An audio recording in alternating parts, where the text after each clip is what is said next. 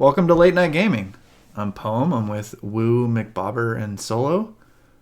What's up, guys?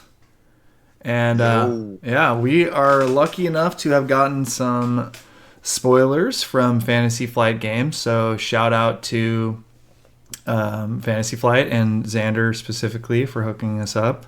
We really appreciate getting these spoilers. We really enjoy being a part of this community and, contributing in any way we can to building this community up. And so it's a really cool gesture for them to hook us up with these spoilers today. And we're excited to give our takes on them. We've really also just been enjoying playing Star Wars Unlimited, even with the limited pool that we have so far. It's an excellent game. It's very well designed, and we're really looking forward to, what's to come in the future of this game as well. And if you guys haven't heard about Late Night Gaming, we do produce weekly Star Wars Unlimited content. So definitely make sure to hit that subscribe button and get in there to check out some of our other content that we do put out regularly. So that brings us to our first spoiler here. And this one is called Academy Training. It is a 2-cost command upgrade with a 2/2 stat line. And, upgrades in this game generally not highly regarded. And there is some weaknesses to this particular upgrade that we can kind of talk about first. So it is a 2-cost upgrade, which can be a little bit funky to play sequencing wise. So on turn 1, you can't really play it. Turn 2, it's not spending all of your resources. So it's a little bit of a funky cost on this particular upgrade. So that's one factor to consider. And then obviously upgrades are easily dealt with through bounce effects and other removal and such. So the new Cantina bouncer, obviously being able to return a unit back to hand is also, brings upgrades down another notch if they weren't already pretty far down to begin with. I do like this card in some ways, though. It does have the flexibility for space and ground, unlike some other upgrades. So you can put it on your space or ground units. And obviously, if we get any other resetting effects, similar to like how Mahdi can reset, upgrades can be more. It's sort of like a high risk, high reward strategy. So if you think about upgrades, they have the immediacy like an event does. So they come in and give you an immediate effect, but they are also permanent like a unit. So in some ways, they, again, are high risk, high reward. And so we could see these types of cards get some use at some point here in the life of the game. But let's hear from some of the other guys on the Academy Training. Woo, do you want to tell us what you think about this card? Yeah, just briefly, I think it can find a home in like really low to the ground aggressive decks, maybe like Leia go wide strategies, just because their units are already pretty small. So as long as you can buff them a little bit, they might be able to get bigger than removal for a turn, which lets you get in there. And the other thing is I am wondering if at some point we might see cards that synergize a little more with upgrades specifically. Either a card that might get a buff once you upgrade it, or a card that might make upgrades cheaper. Just something that might take this up a notch. Like I like how it's like a pretty simple design. I mean, it has no text on the card actually, other than the power boost. But I think it can have like some niche uses in constructed, and probably even more in drafting, where there's probably less removal floating around. Okay, McBobber, thoughts on the Academy Training? I think I agree with Wu that we'll probably get something at some point that gives us discounts on upgrades. Like in Destiny, they had the I think it was Jedi Padawan was the character name, who you could play an upgrade on him for one less. So I would expect something like that in this at some point. Maybe not in the first set, but eventually.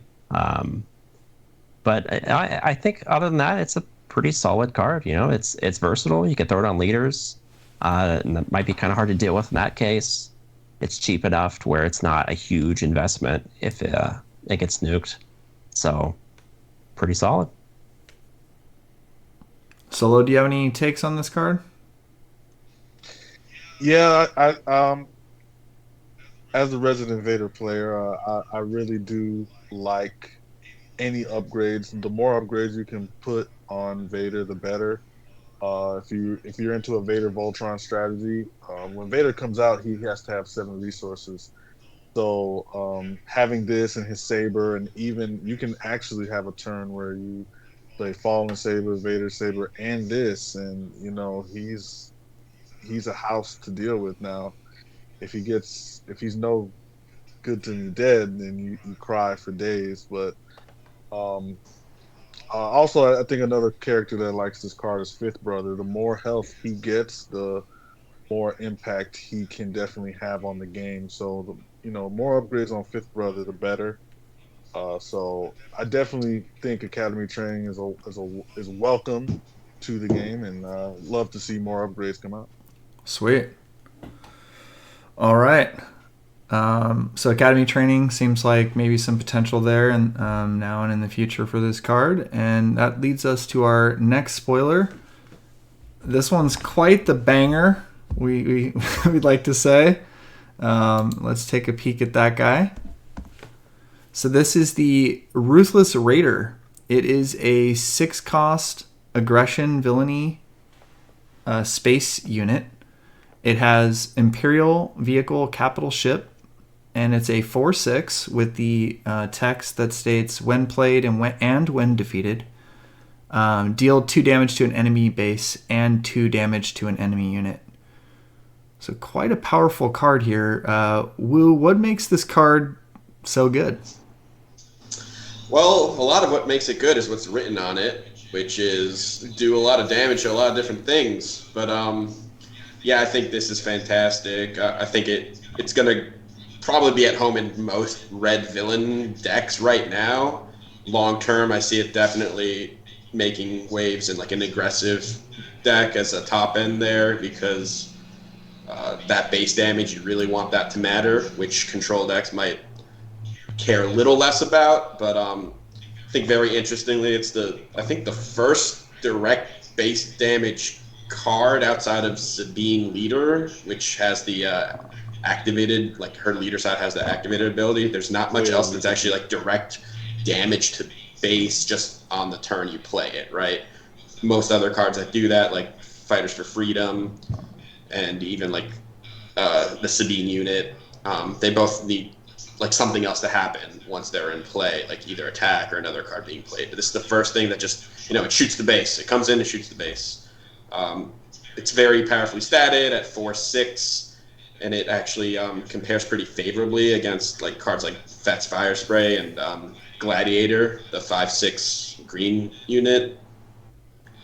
Because it does that extra 2 damage, it can trade favorably with both of those units, while leaving behind a body that then when it dies, it does another 2 to the base and another 2 to a unit. This card's tremendous with Ambush for the same reason, because it can trade up. You can ambush this into Relentless to destroy Relentless, which is another really cool thing. So, it's just got a lot going for it. And I'll let others pick up from here. McBauer? Why is Relentless Raider so good? I think Wu pretty much nailed it. Yeah, like he covered most of the bases there.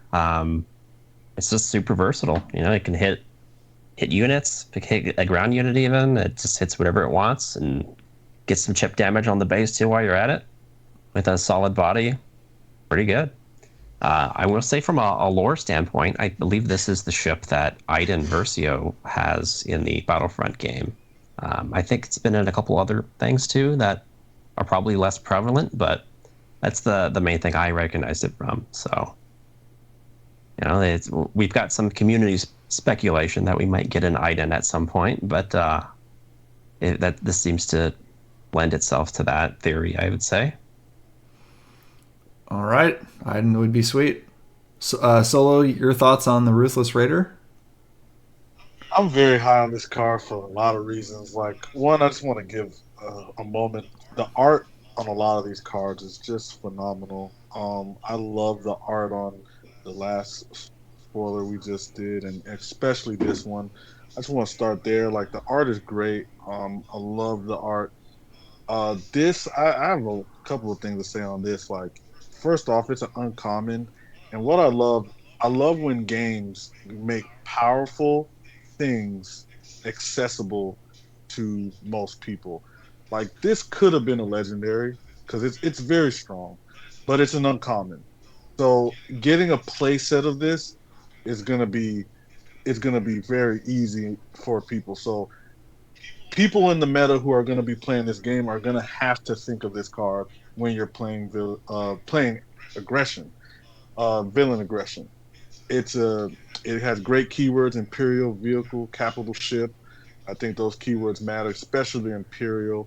Um, it even will make you even consider playing stuff like Tarkin or Prepare for Takeoff, because I believe you want to see this card every single game you play. I think you have to see this card. It's one of the best cards so far that we've seen. And so having Prepare for Takeoff, which is a Green Command event that costs two, and it searches the top 8 cards of your deck. So you have a really good chance of getting this into your hand before the game ends.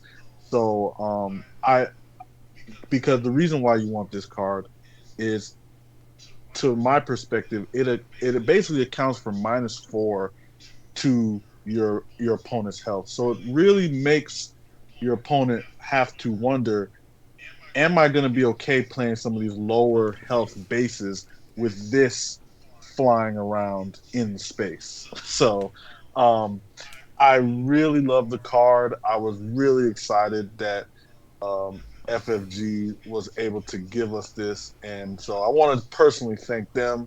I know we're all thankful for showing us such a spectacular card, and I can't wait to get my hands on it. So, Yep. All right, this thing's quite the banger. I guess my only point that didn't quite come up yet is that it is not a unique card. So that I think even adds to its power level, just being able to just slam these down. This thing's quite just going to really, shake things up. Excited to try this thing out.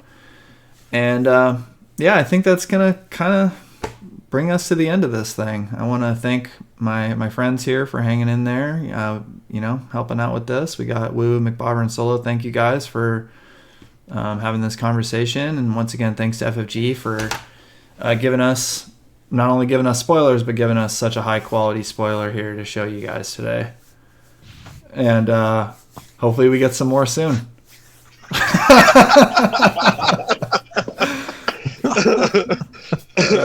And I guess if you made it this far, you're my hero.